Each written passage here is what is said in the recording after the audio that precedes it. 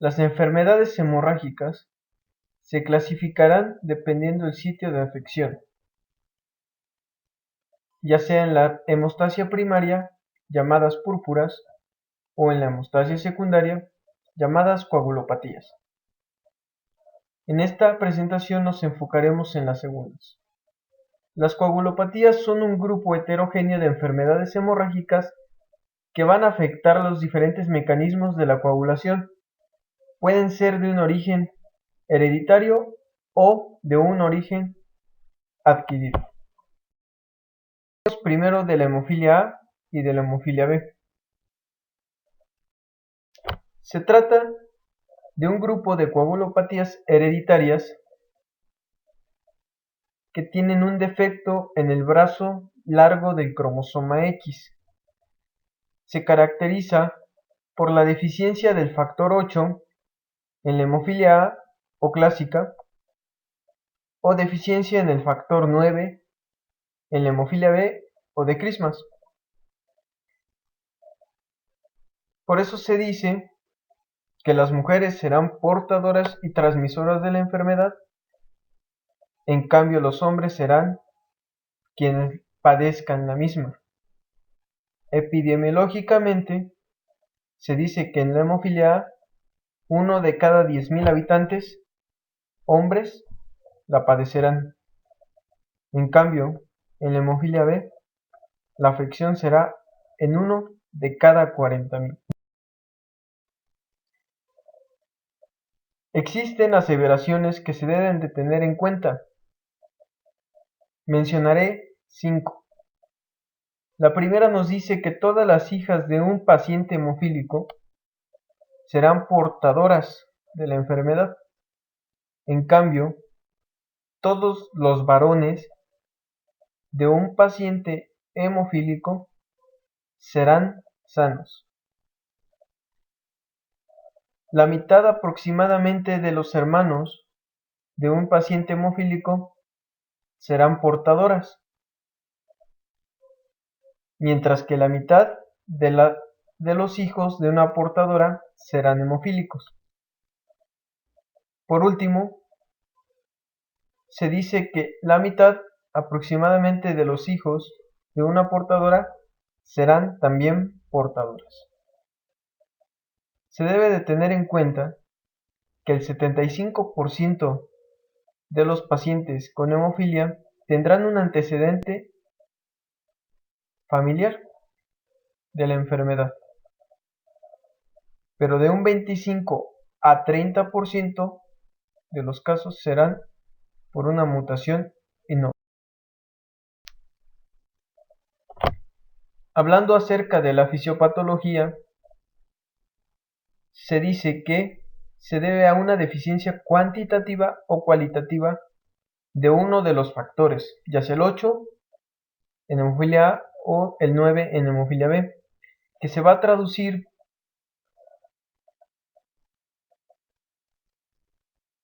como una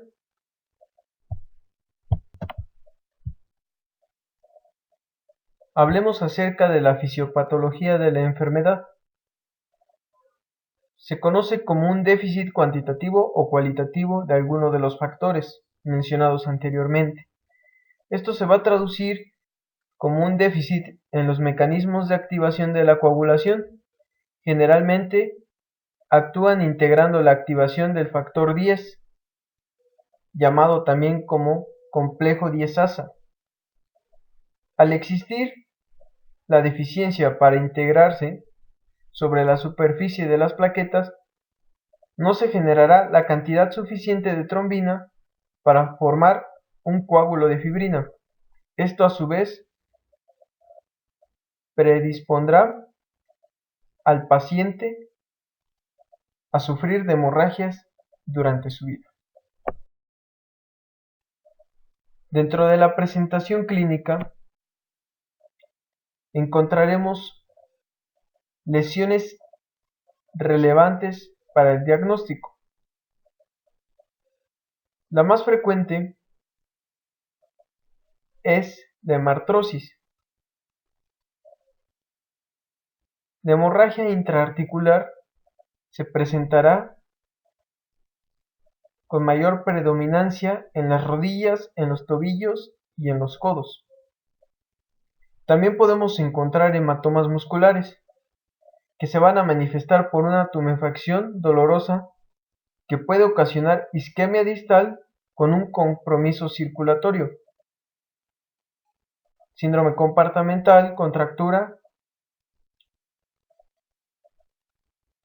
y trastornos neurotróficos debido a la misma presión que ejerce el hematoma. Estos hematomas musculares se encontrarán con mayor frecuencia en el psoas, en los glúteos, en el cuádriceps, en el bíceps y en los grandes dorsales. Otras lesiones significativas. En pacientes hemofílicos encontraremos a la hematuria. Esta será exclusiva de pacientes hemofílicos graves, los cuales refieren un dolor lumbar irradiado a pelvis. Esto se debe a la formación de pequeños coágulos que, al ser eliminados, estimulan la contracción dolorosa de los ureteros. También es posible encontrar de manera no tan frecuente hemorragias gastrointestinales que son relacionadas al tubo digestivo, hemorragias del sistema nervioso central, que también, como las hemorragias gastrointestinales, son muy poco frecuentes, pero cuando existen se trata de una manifestación grave que puede llevar a la muerte. Otro tipo de hemorragias son la postoperatoria, que se da en pacientes que se desconoce de enfermedad, y hemorragias bucales en pacientes hemofílicos leves cuyo diagnóstico se encuentra en la edad adulta y es necesaria el uso de una terapia sustitutiva y aplicación de antifibrinolíticos de manera simultánea. El diagnóstico. El diagnóstico se basará en una historia familiar correcta. Como ya habíamos mencionado, el 75% de los pacientes con hemofilia tendrán un antecedente de la misma enfermedad. En estudios de laboratorio, como en la citometría hemática, no se encontrarán hallazgos significativos. Es posible que se encuentre o no anemia. Esto se deberá más que nada a la relación de una posible hemorragia. Las plaquetas se encontrarán en un rango de 150 a 450.000. Dentro de las pruebas de escrutinio se valorarán los tiempos de coagulación, la cuenta de plaquetas, el tiempo de protrombina, el tiempo de trombina serán normales. En cambio, el TTPA o tiempo de tromboplastina parcial activada se encontrará alargada. Esto nos hace inferir que existe un nivel inferior del 50% de alguno de los factores y nos hará sospechar. Para complementar el diagnóstico es necesaria la cuantificación de los factores, ya sea mediante un estudio coagulométrico o cromogénico o mediante ensayos inmunológicos del antígeno del factor 8 o mediante la prueba de ELISA para el factor 9. Para poder clasificar la gravedad de la hemofilia, se estadificó en esta tabla como grave, moderada o leve, dependiendo del déficit del factor 8 o del factor 9, teniendo como normal de 50 a 150 unidades internacionales. Es importante también conocer y tener la medición de los inhibidores de la hemofilia para un tratamiento posterior. Se tiene en cuenta que un inhibidor de baja respuesta es menor de 5 unidades Bethesda, mientras que los inhibidores de alta respuesta son mayores de 5 unidades Bethesda. Esto se deberá efectuar en todos los enfermos.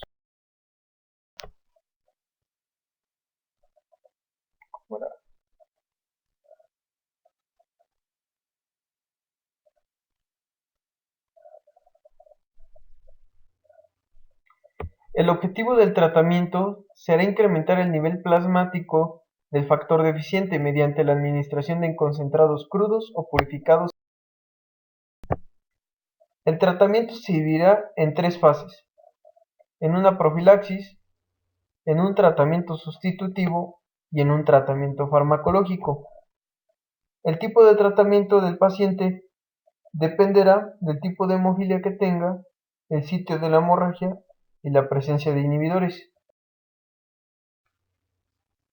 La profilaxis es el estándar de oro del tratamiento de la hemofilia grave y es la primera opción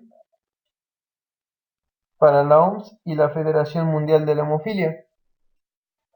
Consistirá en aplicar el factor deficiente para prevenir la hemorragia, principalmente la articular. Se hace como una terapia de largo plazo, pero también incluye eventos cortos previo a un evento invasivo. El monitoreo clínico y la evaluación de la profilaxis será de suma importancia, debido a que la vigilancia clínica del paciente en la profilaxis incluirá los signos y síntomas hemorrágicos, estudios de laboratorio, la cuantificación del factor deficiente y evaluar el estado articular, cuyo fin es mejorar la calidad de la vida del paciente y disminuir los costos. Preservar la salud articular es el objetivo principal. La profilaxis se dividirá en profilaxis primaria y profilaxis secundaria. La profilaxis primaria se va a encargar de enfocarse en evitar cualquier tipo de lesión articular, mediante que la profilaxis secundaria tiene como objetivo retrasar la evolución de la artropatía. Se va a indicar por periodos breves para reducir la frecuencia de hemorragias, en particular si existen articulaciones blancos. Para realizar la profilaxis de manera correcta es necesaria la infusión del factor que se encuentra en déficit. El factor 8 se administrará de 25 a 40 unidades internacionales por kilogramo de peso 3 veces por semana. En cambio, el factor 9 será de 30 a 40 unidades internacionales por kilogramo de peso 2 veces a la semana. Se iniciará antes de los 2 años de edad, previo al inicio de la artrosis, y se mantiene toda la vida en dosis completas. Aquí se representa una tabla en donde se define el tratamiento de reemplazo de hemofilia, en donde podemos ver a la profilaxis primaria, que se dividirá en A y B, así como la profilaxis secundaria, que se dividirá A y B, y se incluye una terapia a demanda, que es aquel tratamiento que se aplica solo cuando ocurre una hemorragia. Solamente para repasar, recordamos que la profilaxis primaria se realizará antes de los 2 años de vida, con un tratamiento continuo que inicia después de la primera artrosis. En cambio, la profilaxis primaria del tipo B será antes de los 2 años de vida, en ausencia de artrosis clínica evidente. La profilaxis secundaria A será el tratamiento continuo a largo plazo que no reúne los criterios de profilaxis primaria, y la profilaxis secundaria B será un tratamiento intermitente, irregular y a corto plazo que generalmente se inicia por la ocurrencia de hemorragias frecuentes. El éxito de la profilaxis dependerá en disminuir la hemorragia articular y mejorar la calidad de vida. Algunos beneficios que encontramos es menos hemartrosis, menos artropatías, disminución de las hemorragias musculares, disminución del riesgo de hemorragia cerebral, disminución de hospitalizaciones, un monitoreo menos frecuente, un menor ausentismo escolar y laboral, menos cirugía articular y, sobre todo, menos gasto. Dentro de la segunda etapa de nuestro tratamiento encontramos al tratamiento sustitutivo. Para el correcto tratamiento es necesario el diagnóstico correcto, la identificación de qué tipo de hemofilia,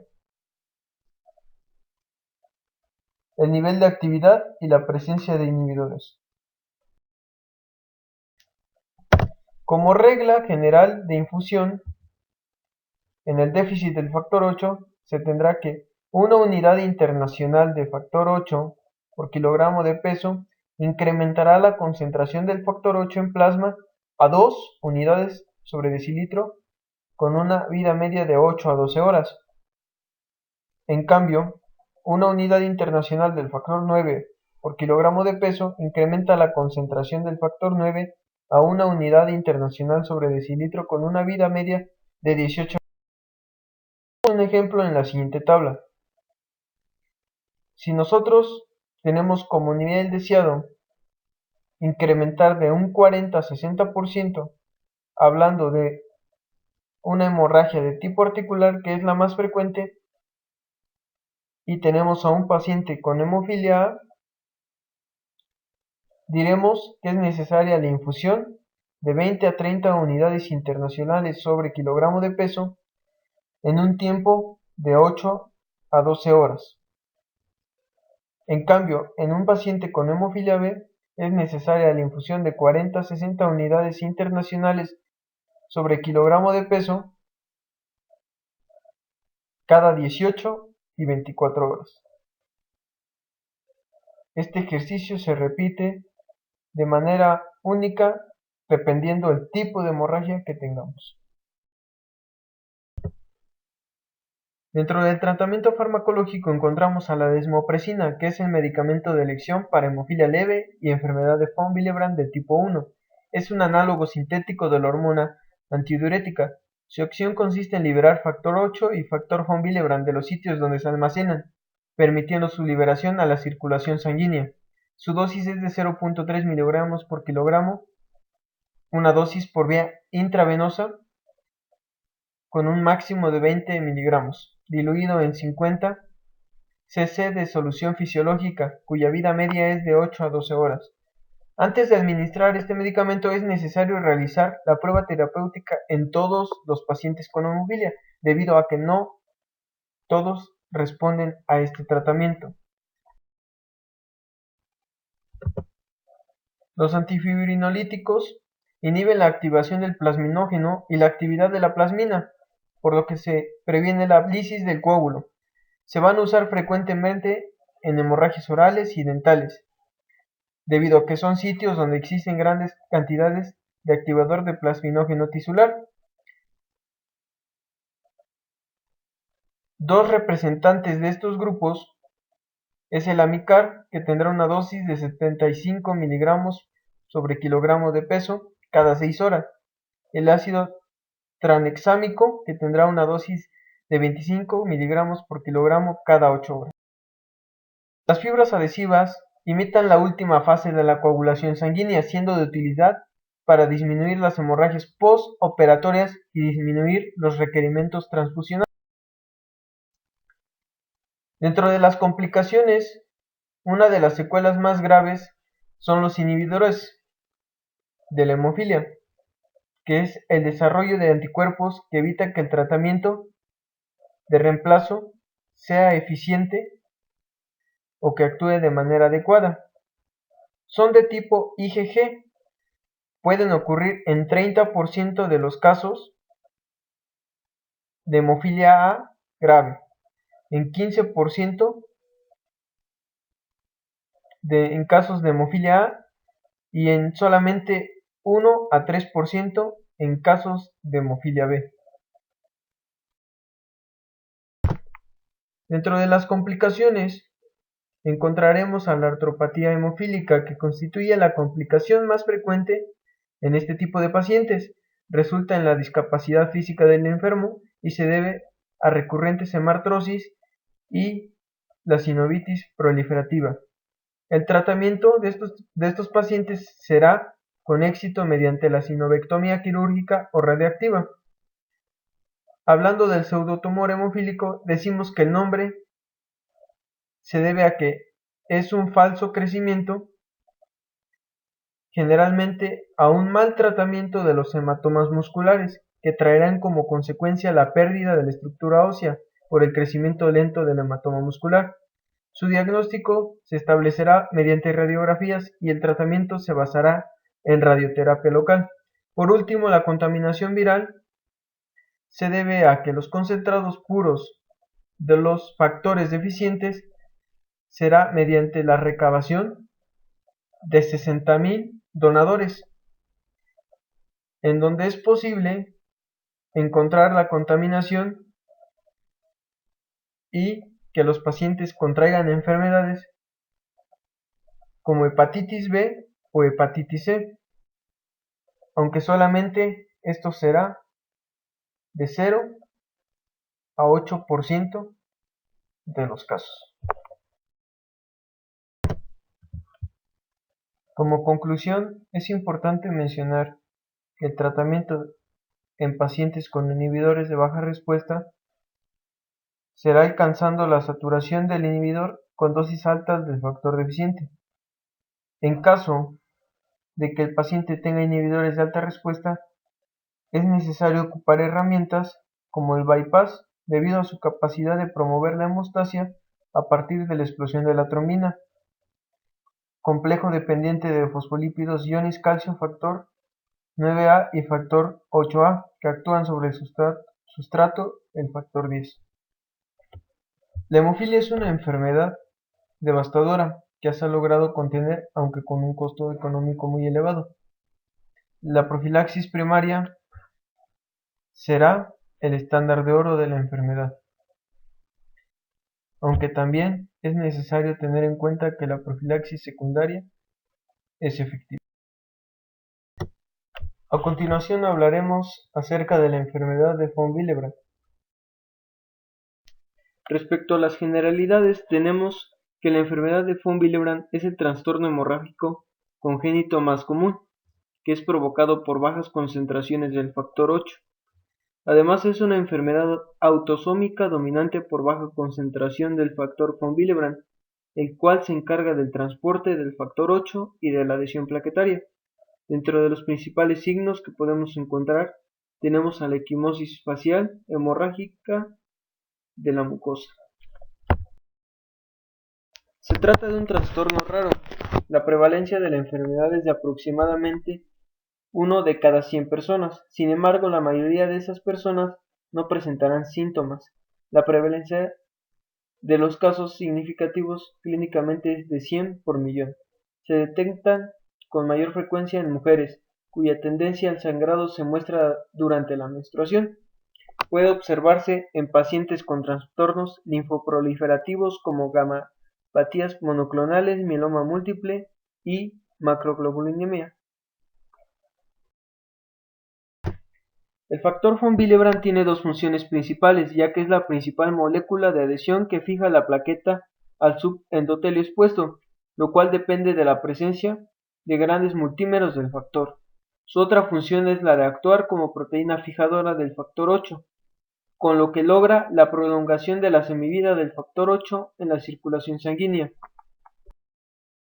Existen tres tipos principales de la enfermedad de von Willebrand: el tipo 1, que es por una deficiencia parcial cuantitativa; el tipo 2, que es un defecto cualitativo de 4 subtipos; y el tipo 3, que es una deficiencia total. El tipo 1 es el más frecuente. En los extremos de la vida se encontrará tanto en la infancia como en la senectud, y se va a caracterizar por una disminución en la función del factor y además en la disminución en las concentraciones. En este mismo tipo es común que los pacientes presenten pequeñas hemorragias de las mucosas o que presenten una hemorragia inusual postoperatoria. En cuanto a los infantes, es común que presenten equimosis y epistaxis excesivas. Es importante recalcar que no todos los pacientes con bajas concentraciones del factor tendrán síntomas hemorrágicos. La hemorragia dependerá de 3 puntos principales: el equilibrio hemostático que haya heredado, el tipo de problema hemostático que presente y los factores ambientales que influyen en la concentración y en los síntomas de la hemorragia. Dentro de los factores ambientales más importantes que van a influir en nuestros pacientes será el tipo de sangre, donde el O será más frecuente, ya que puede ser de manera más severa o aparente. Un estado hormonal tiroideo, la raza, el estrés, el ejercicio y los factores hormonales.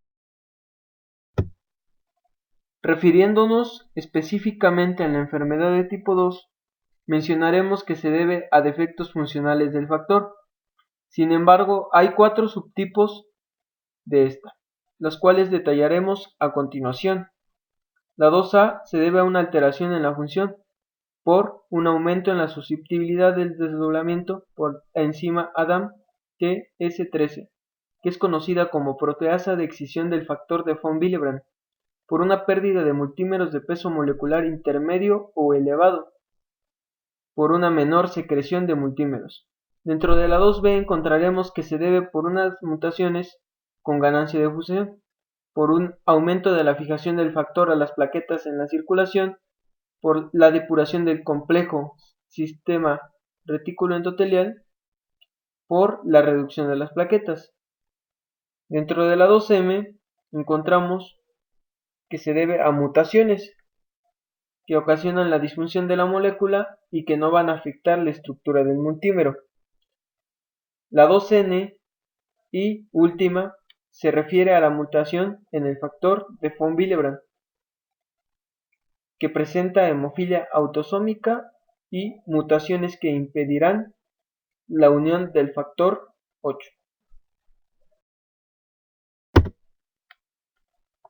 Hablando de la enfermedad de tipo 3, o también conocida como enfermedad de von Willebrand grave, se caracteriza porque los pacientes portadores no van a tener ninguna cantidad de la proteína. Además, las concentraciones del factor 8 serán menores al 10%. Es común que los pacientes presenten problemas en las articulaciones y mucosas, además de que pueden existir hemorragias severas donde hay casos que han sido intervenidos quirúrgicamente. El diagnóstico se basará en 3 criterios fundamentales, los cuales son la historia personal de hemorragias mucocutáneas excesivas, pruebas de laboratorio de hemostasia consistentes con la enfermedad de von Willebrand y una historia familiar de hemorragias excesivas. Dentro de las pruebas de laboratorio más comunes para diagnóstico encontramos a la prueba de actividad coagulante del factor 8, que va a medir la actividad funcional del factor. La prueba de antígeno del factor von Willebrand, que va a medir la cantidad del factor von Willebrand. La prueba de cofactor de risostecina y o actividad fijadora del colágeno, cuyo propósito es medir la actividad funcional del factor von Willebrand. La prueba de multímeros del factor von Willebrand, que nos va a ofrecer una visualización de qué también se multimeriza. Esto quiere decir cómo se unen las cadenas al monómero del factor von Willebrand. La prueba de agregación plaquetaria inducida por risostecina, que van a medir qué tan sensible es esta al factor von Willebrand.